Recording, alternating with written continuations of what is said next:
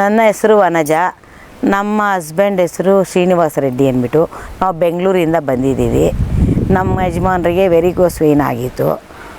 ಇವಾಗ varicose vein 75% ಕಡಿಮೆ ಆಗಿದೆ, ಇನ್ನೊಂದು 25% ಇದೆ.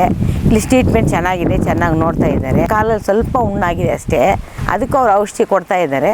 ಮುಂಚೆ ಚೆನ್ನಾಗಿ ಜಾಸ್ತಿ ಇತ್ತು, ಕಾಲಲ್ಲಿ ತುಂಬ ಇತ್ತು ಅವರಿಗೆ ಎಲ್ಲ. ಇವಾಗ ಪರವಾಗಿಲ್ಲ, ಚೆನ್ನಾಗಿದ್ದಾರೆ ಅವರು, ಏನು ತೊಂದರೆ ಇಲ್ಲ. ನಾವು ಹೇಳ್ತಾ ಇದ್ದೀವಿ, ಯಾರನ್ನ ಬಂದು ನೀವು ಬೇಕಾದರೆ ತೋರಿಸ್ಕೊಂಡು ಹೋಗ್ಬೋದು.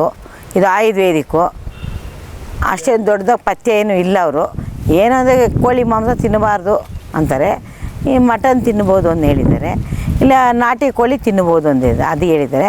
ಚಪಾತಿ ತಿನ್ನಬಾರ್ದು ಅಂದಿದ್ದಾರೆ.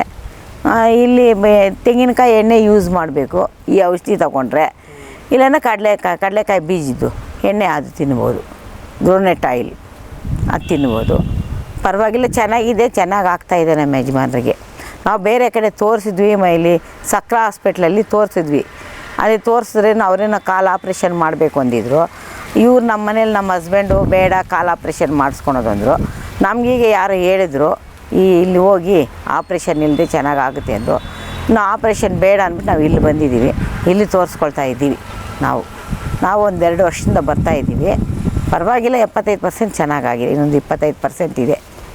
ಕರೆಕ್ಟಾಗಿ ಬಂದರೆ ಇಲ್ಲ ಅದು ಚೆನ್ನಾಗಿ ಆಗೋಗುತ್ತೆ.